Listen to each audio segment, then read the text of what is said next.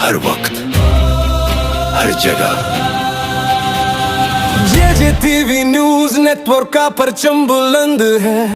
जी तो अस्सलाम वालेकुम नाज़रीन, मैं हूं सुल्तान और आप देख रहे हैं मेरा डिजिटल चैनल। और मेरे साथ आज स्टूडियो में मौजूद हैं AR सिद्दीकी साहब, जो खबरों पे बाखूबी नजर रखते हैं। और आज हम बात करने जा रहे हैं ईरान के हवाले से, और जो अमेरिका और ईरान की जंग है उसी मौजू के ऊपर आज हम बात करेंगे। अस्सलाम वालेकुम सर। वालेकुम सलाम। क्या हाल है सर? ठीक है, खैरियत से? अल्लाह का करम है। अल्लाह ताला जो है ईरान को फतह नसीब पर फरमाए। बहुत सारे लोगों के सवाल हैं और बहुत सारे लोग मैसेज भी कर रहे हैं कि जो सिद्दीकी साहब हैं वो रेगुलर चैनल पे क्यों नहीं आ रहे। पहले तो हमारे जो नाजरीन है उनको ये बताएं कि आप इतने दिनों के बाद क्यों आए हैं। असल में आपको पता है कि प्रोफेशनल इतनी ज़्यादा एक्टिविटीज़ होती हैं इस्लामाबाद में, रावलपिंडी में, some time out of city जाना पड़ता है, जिसकी वजह से प्रोफेशन पे टाइम देने की वजह से रेगुलर आपको टाइम नहीं दे पा रहा। कोशिश करूंगा जब भी टाइम मिले मैं आपके पास हाजिर होऊंगा। और बाकी आपको पता है अच्छा, तदरीस से भी मेरा ताल्लुक है इस तरीके से। अच्छा अतीक भाई, डोनाल्ड ट्रंप साहब जो हैं इनने 48 घंटे का टाइम दिया ईरान को कि मैं बहुत ज्यादा आपके ऊपर बमबारी कर दूंगा अगर आपने मेरी बात ना मानी। तो ये बर्फ कैसे पिघल गई एकदम से? कुछ समझ नहीं आई, ये हुआ क्या? ये सारा ये कैसे डोनाल्ड ट्रंप पिघल गया और कैसे ईरान तो पहले कह रहा था हमारे साथ। यही से मैं बात शुरू करता हूँ कि डोनाल्ड ट्रंप ने चंद दिन पहले ईरान को धमकी दी कि जनाब आप अगर स्टेट ऑफ हॉर्मुज़ ओपन नहीं करेंगे तो 48 घंटे के बाद मैं आपके जो पावर इंफ्रास्ट्रक्चर और एनर्जी इंफ्रास्ट्रक्चर को तबाह बर्बाद कर दूंगा। सही, यहां से कहानी शुरू हुई। अब क्वेश्चन ये है कि क्या इसके बाद ईरान ने माफिया मांगी, ईरान गिड़गिड़ाया? बिल्कुल भी नहीं। ईरान जो है साबित कदम रहा। ईरान ने बल्कि इसके जवाब में ये कहा कि अगर आप ये काम हमारे खिलाफ करेंगे तो फिर खलीज मुमालिक में भी जितने भी पावर स्ट्रक्चर है, एनर्जी स्ट्रक्चर है, इसके अलावा जो डीसैलिनेशन प्लांट्स हैं पूरे मुमालिक में मौजूद। आपको मालूम है कि अरब कंट्रीज में पानी महंगा और तेल सस्ता है, पेट्रोल सस्ता, तो वो डीसैलिनेशन वाटर लगाए हुए हैं जिसकी वजह से उनको पानी मिलता है। तो वो अगर हम सारा कुछ तबाह कर देंगे। अब आपको मालूम है अरब मुमालिक में भी तो खुलबली मची होगी ना, जाहिर बात। उन्होंने डोनाल्ड ट्रंप से कहा होगा आपने तड़ी तो लगा दी है, अगर ईरान को आप करते हैं हमारा तो सारा मॉडर्न सिस्टम है, हम अंधेरे में चले जाएंगे, इसके अलावा हमारे पानी के लिए पीने का पानी नहीं मिलेगा। तो मुख्तसर ये है कि ईरान ने बिल्कुल दो टोक जवाब बताया कि जनाब हम इसका ईंट का जवाब पत्थर से देंगे। और उसके बाद ईरान ने ना उनसे राब्ता किया, कोई नेगोशिएशन नहीं की। और अभी 24 घंटे नहीं गुजरे थे तो ट्रंप का एक नया बयान आ गया कि जनाब हमारी निगोशिएशन चल रही हैं, हमारा राजीनामा हो रहा है, सारी चीजें आपको मालूम है, और अब इसलिए हम एक्सटेंड कर देते हैं 5 दिन के लिए, और 5 दिन में अगर वो एग्रीमेंट ना हुआ तो फिर हम वार करेंगे। तो ईरान ने इसके जवाब में ये कहा कि अब हम आंख के बदले सर लेंगे। यानी कि ईरान के जो जवाबात देखें, उसकी स्टेडफास्टनेस, उसकी बहादुरी, बोल्डनेस देखें तो ईरान एक वाहिद मुल्क है मैं समझता हूँ इस्लामिक कंट्रीज में जो कि हमेशा अपने उसूलों पे खड़ा रहा है। कभी भी उसने जारेपन का, एग्रेशन का नहीं शो किया, बल्कि हमेशा अपने मुल्क को डिफेंस किया है। हाँ, अमेरिका की जो ख्वाहिश थी कि शायद 1-2 दिन में अगर हम उनके सुप्रीम लीडर आयतुल्लाह खamenei को शहीद कर देंगे तो फिर अवाम बाहर निकलेगी और उनके खिलाफ खुद ही टॉपल कर देंगे। तो उनके जितने भी स्पेकुलेशन थे वो मिसकैलकुलेशन साबित हुए हैं, और ईरान इस वाक़े के बाद पहले से ज्यादा जो है मुत्तहिद हो गया है। बल्कि मैं समझता हूं का जो difference between Shia Islam and Sunni Islam है वो कम हुआ है। अवाम पूरी दुनिया में इंक्लूडिंग पाकिस्तान आप देख सकते हैं शिया सुन्नी इस इशू पे बिल्कुल मुत्तहिद है, वो ईरान के साथ खड़े हैं, अमेरिका इजराइल के सख्त खिलाफ है, और उसके साथ क्योंकि खलीजी मुमालिक भी उन्हीं के साथ रहे हैं इसलिए खलीजी मुमालिक को भी ये नापसंद करते हैं। अच्छा अतीक भाई, मुझे ये बताएं, अभी आपने आयतुल्लाह खamenei की बात की है, तो जो अमेरिका है, अगर अमेरिका की बात की जाए तो मेरा ख्याल अमेरिका को आयतुल्लाह खamenei से ज्यादा प्रॉब्लम थी, उनको शहीद कर दिया जाता है। तो क्या आपको लगता है कि जो अमेरिका है उसने अपना हदफ अचीव कर लिया है? नहीं, वो असल में अगर इस पर डिटेल में जाएंगे तो अमेरिका को इस तरह ब्रीफिंग दी गई थी कि जनाब हम जो है ना रिजीम चेंज कर देंगे तो उसमें कामयाबी मिल जाएगी। अच्छा। और रिजीम चेंज इन्होंने ये डिपेक्ट किया था कि अवाम जो है ईरान के हैं वो इस रिजीम को पसंद नहीं करते, क्योंकि जाहिर है कि वहां पर एक आमरियत का कॉन्सेप्ट उन्होंने ज़हन में था और जबरदस्ती कंट्रोल किया हुआ ये क्लरिक्स ने, ये मौलवियों ने, ईरानी मौलवियों ने। और अवाम क्योंकि इनको नापसंद करती है, अगर हम उनको हेल्प आउट करें, आपको बैकग्राउंड में जाएं तो पिछले साल से मुख्तलिफ किस्म के फसादात कराने की भी कोशिश की, वहां पर लोगों को सड़कों पे निकाला गया और हालात खराब करने की कोशिश की। और उन्होंने उस वक्त भी कहा था कि जनाब हम हेल्प में आएंगे इनके लिए, लेकिन उस वक्त भी दबा दी गई मामला को। लेकिन मुख्तसर ये कि American administration including Donald Trump को ये मोटिवेट नेतन्याहू ने किया, क्योंकि ये ज़ायनिज़्म की सारी थ्योरी है। एक ज़ायनिज़्म अपनी एक फिलॉसफी रखती है कि हमें ग्रेटर इसराइल की तरफ जाना है, हमने बैतुल मुकद्दस को खुदा न खास्ता ढा देना है, वहां पर हमने देवकल दाऊद का बनाना है, उसके अलावा दज्जाल की उनके जहन में है और पूरी रूल करेंगे। तो उनकी अपनी एक थ्योरी है। मुख्तसर ये कि क्योंकि इसराइल अकेला ये सारा नहीं कर सकता और ज़ायनिज़्म जो है पूरी दुनिया में कंट्रोल करती है। आपको पता है पाकिस्तान दुनिया में जो ज़ायनिस्ट है मुख्तलिफ रूप में, चाहे वो इल्यूमिनाटी है या फिर फ्री मैसन है, ये डिफरेंट एप्स्टीन फाइल भी आप पढ़ लें तो ये पीछे ज़ायनिस्ट है, उनके पीछे सारे ट्रेडर्स हैं, वो ब्लैक रॉक हो या गोल्ड रॉथस्चाइल्ड हो या फिर ब्लैक फेलर हो, तो ये बड़े बड़े इन्होंने तंजीमें बनाई हुई है। उसका मकसद ये है कि वो फंडिंग करके जितने बड़े ममालिक हैं उनकी हुकूमतों को भी कंट्रोल करते हैं, अमेरिका को भी यही कंट्रोल करते हैं। मुख्तसर ये कि ये एश्योरेंस दी गई है कि जनाब हम 2 दिन में ये मामला जीत सकते हैं। अगर आयतुल्लाह खामनाई को हम शहीद करने में कामयाब हो गए तो लोग बाहर निकल आएंगे और फिर इनकलाब ईरान जो है 1979 उसका खात्मा हो जाएगा और रजा शाह पहलवी की बेटे अहमद रजा पहलवी को मिलाकर उनको तख्त बिठा देंगे। बट अनफॉर्चुनेटली वो मिसकैलकुलेशन हुई है। इसकी वजह से अब डोनाल्ड ट्रंप अमेरिका परेशान है और वो जंग से निकलना चाहता है, लेकिन ईरान अब वो जंग से निकालना नहीं, वो कहता है कि अब डिसाइड हम करेंगे कि मिडल ईस्ट का जो फ्यूचर है वो क्या होगा। और ईरान को जो आपने एक आसान तरन वाला समझा था वो आपकी मिसकैलकुलेशन थी। अब न्यू वर्ल्ड ऑर्डर जो है एक लिखा जाएगा, उसमें ईरान ने भी अपना रोल प्ले करना है। अच्छा अतीक भाई, अगर हम थोड़ा सा पीछे जाते हैं तो आज से मेरा 7 महीने पहले या 8 महीने पहले एक कह लें कि जो प्लेन है वो क्रैश होता है, उसमें भी काफी सारे लीडर थे ईरान के जो उसमें शहीद होते हैं, काफी सारे उनके जो इंजीनियर थे जो जी उनको भी मार दिया जाता है। फिर आज क्या होता है कि जो आयतुल्लाह खamenei को मार दिया जाता है, फिर उनके साथ काफी सारे इनके लीडर थे। 45 ऐसे लोग बताए जाते हैं जो इसमें शहीद हुए हैं। तो मुझे ये लगता है नाज़रीन के जो अमेरिका चाहता था वो उसने अपना हदफ पूरा कर लिया है, लेकिन जो भी अतीक भाई ने बात बताई है कि भाई जंग तूने छेड़ी थी, खत्म इसको मैं करूंगा। तो अगर बात की जाए ईरान की, तो ईरान की जो हिस्ट्री है वो 6000 साल से जंगें लड़ रहा है। तो ये जो ईरान है एक बहुत ज्यादा लंबी स्टोरी है, उसके ऊपर दोबारा हम एक और प्रोग्राम करेंगे, ये बताएंगे कि ये जो ईरान है कहाँ से आया, इसका बैकग्राउंड क्या है, फिर फलस्तीन का बैकग्राउंड क्या है, फिर इजराइल का बैकग्राउंड क्या है, तो उस पर भी एक प्रोग्राम करेंगे, लेकिन वो बहुत लंबा चैप्टर है। तो अभी जैसा कि ये कहा जा रहा है कि जंग हम खत्म करेंगे या ऐसा होगा, तो अभी जो ईरान है इसने 6 नकाती एक झंडा रख दिया है, 6 अपने ऐसे कह लें कि जो मुतालबात हैं वो अमेरिका के आगे रख दिए हैं। वो क्या है? अच्छा, इस पे मैं इंशाल्लाह पूरी आपको डिटेल बताना चाहूंगा कि जब ये सारी सिचुएशन हुई और डोनाल्ड ट्रंप ने ये इशारा किया कि जनाब हम मामलात को रिजॉल्व करेंगे, तो आपको ने मुख्तलिफ बयानात भी ईरानी जो कायदीन है इस वक्त है, चाहे वो मसूद पिज़ेश्कियान साहब है या फिर उनके जो फॉरेन सेक्रेटरी जो है अराक्ची साहब है, बास अराक्ची साहब है, या फिर उनके तर्जुमान इब्राहिम जुल्फकार साहब है, और उन सारों ने एक बात की कि जनाब ये डिसेप्शन है। 2 चीजें हैं, एक तो हमने कोई उनसे राब्ता नहीं किया, ना को नेगोशिएशंस कर रहे हैं, और सेकंड ये है कि वो ये कहते हैं कि ट्रंप जो है वो जो है अनरिलायबल पर्सन है, हम उस पर ट्रस्ट नहीं कर सकते। पहले भी 2 दफा मुज़ाकरात की कोशिश होती रही और मुज़ाकरात में हम मामलात को रिजॉल्व करने जा रहे हैं और वो अटैक कर देते हैं। और इस दफा भी ओमान ने हमारे मुज़ाकरात चल रहे हैं, उधर मुज़ाकरात चल रहे हैं और इजराइल ने 2 अटैक उनके ऊपर कर दिए और उन्होंने अटैक कर दिया। इसलिए हम इन पे रिलाई नहीं करते, ट्रस्ट नहीं करते।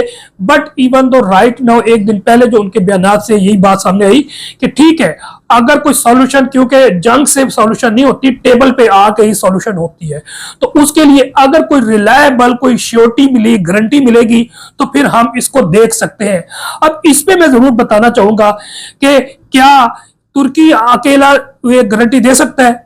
क्या मिस्र दे सकता है? क्या पाकिस्तान दे सकता है? बिल्कुल नहीं दे सकता। ये अपने एक सानवी रोल प्ले जरूर कर सकते हैं, लेकिन इसके लिए बड़ी स्टेट, रशिया, चाइना, इस तरह के। अच्छा, आपने पाकिस्तान का नाम लिया, तुर्की का नाम लिया, तो पाकिस्तान का इस टाइम आप क्या रोल देख रहे हैं? कह रहे हैं कि जी पाकिस्तान जो है कि आगे बढ़ चुका है, पाकिस्तान का रोल मैं मुख्तसर आपको बता देता हूं। हाँ, और आप समझ आ गए पाकिस्तान का रोल। मैं आपको सिर्फ बता दूं कि पाकिस्तान जो अप्रैल 2022 के बाद का जो पाकिस्तान आवा, ये गारंटी दे और ये निगोशिएशन करके रिजॉल्व कर दे, इट इज इम्पॉसिबल।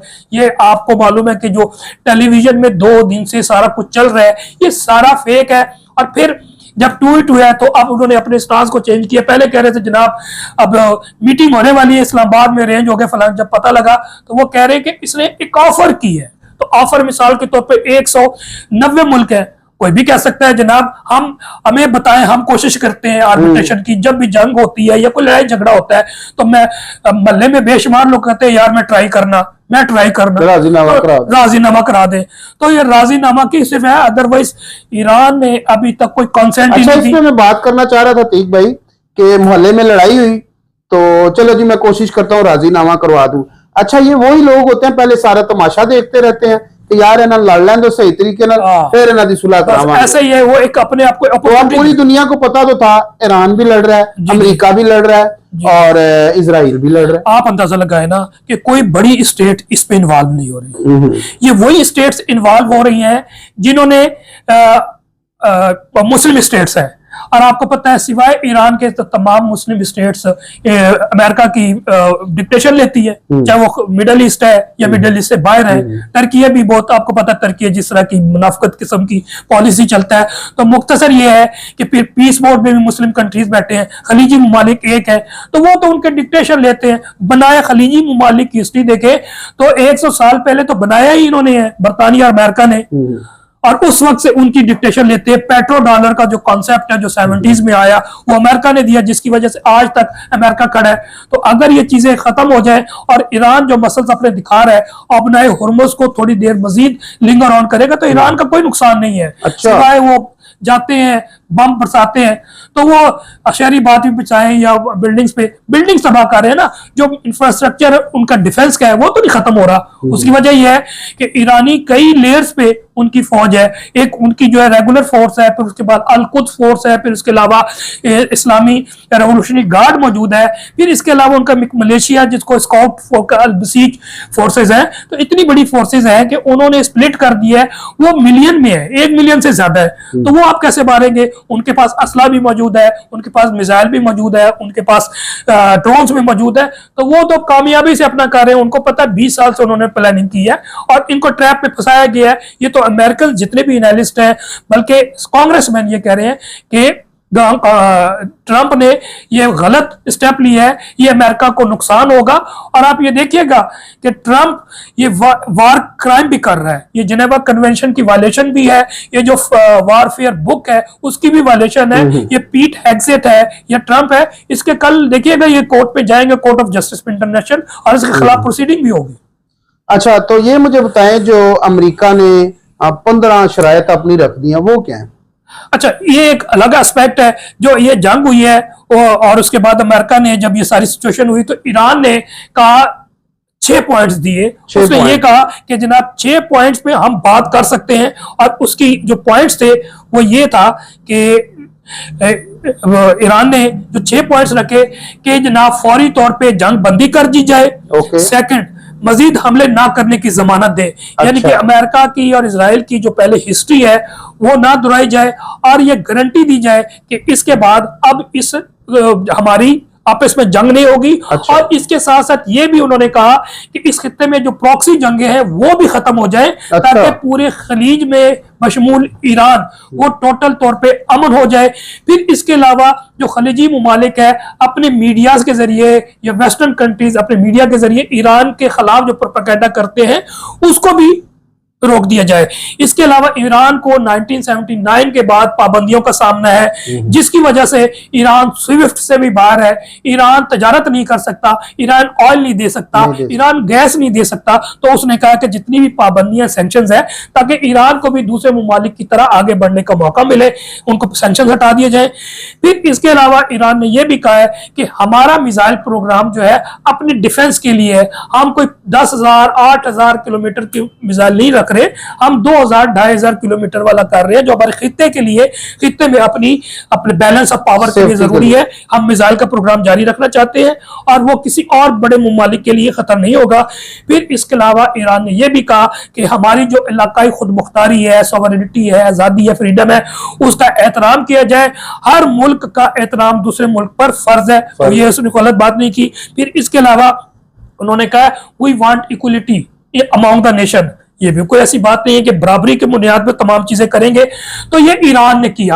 अब आज जो है ईरान ने के जवाब में अमेरिका ने जो 15 पॉइंट्स, उस 15 पॉइंट्स का जो क्रक्स है या उसको जिस्ट आप खुलासा कह सकते हैं, उसमें उन्होंने ये कहा है कि ईरान कभी भी एटमी हथियार नहीं बनाएगा। उसमें आपको बता दूं ईरान तो पहले कह रहा है कि हमने एटम बम नहीं बनाना, बल्कि आपको पता है कि 90s में इन्होंने फतवा वहां ईरानी स्कॉलर्स ने दे दिए हैं, और बशमूल जो सुप्रीम लीडर खामनाई साहब थे उन्होंने फतवा दे दिया है कि ये अन इस्लामिक है और ईरान कभी भी एटम बम नहीं बनाएगा, क्योंकि ये अगेंस्ट ह्यूमैनिटी है, इसलिए इसमें कोई ऐसी बात नहीं है। फिर इसके अलावा यूरेनियम जो है, यूरेनियम दूसरी 4,500 किलो उनके पास, 460 केजी है, तो उसकी अफजूदगी के हवाले से भी उन्होंने, ईरान कहता है कि ठीक है हम रोक देते हैं, लेकिन अपने पीसफुल जरिए के लिए हम अपनी एनर्जी के इस्तेमाल के लिए करेंगे,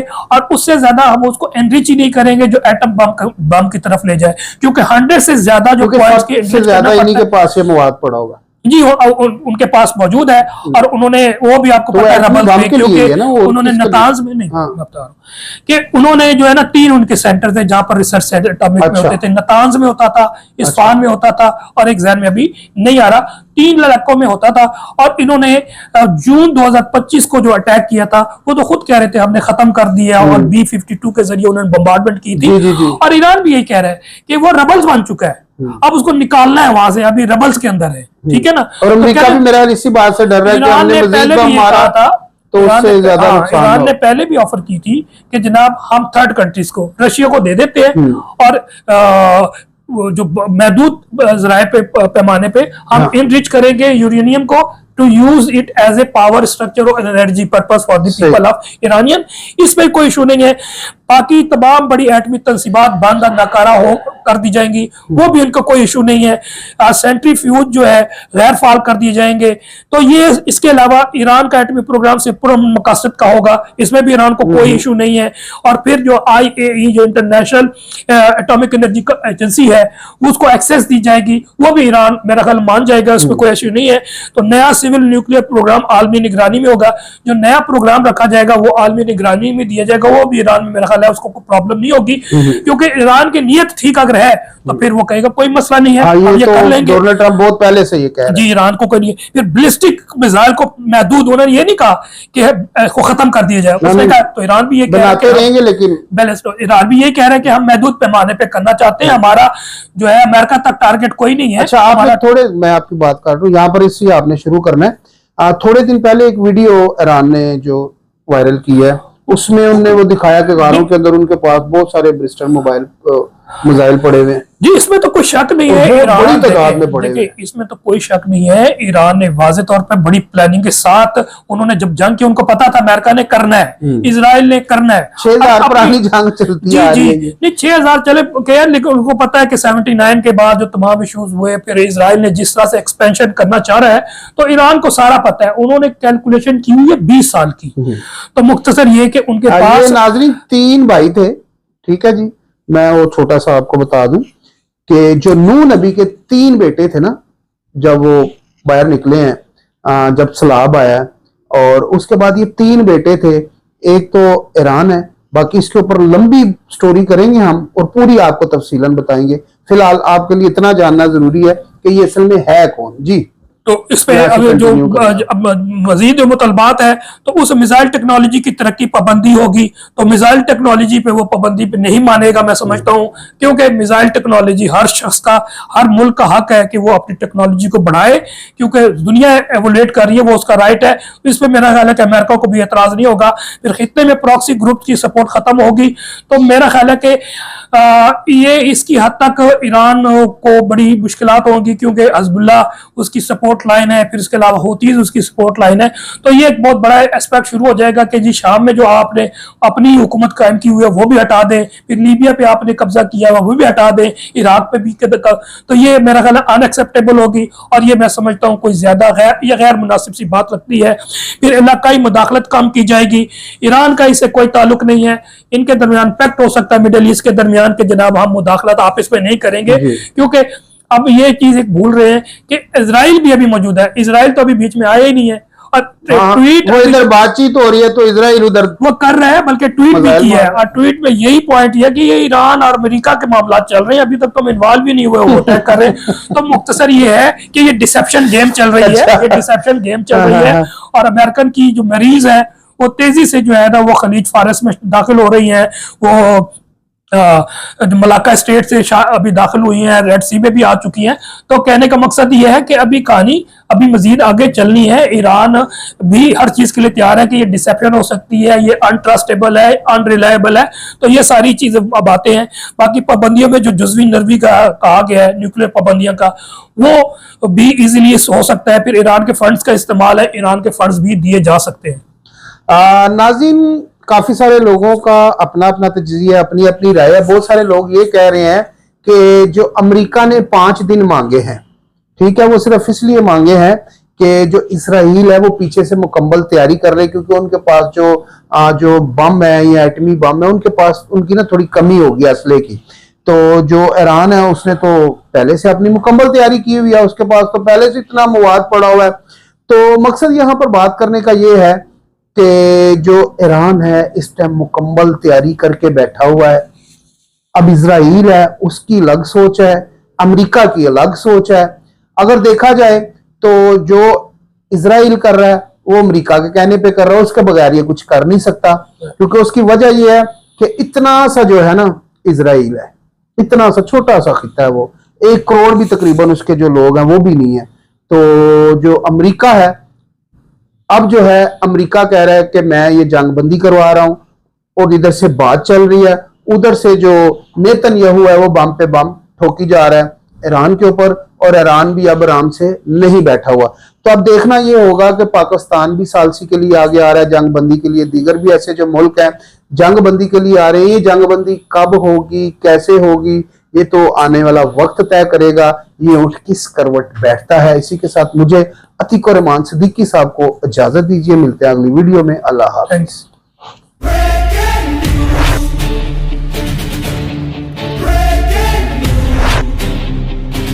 JJTV न्यूज़ नेटवर्क, सच की आवाज हर वक्त हर जगह।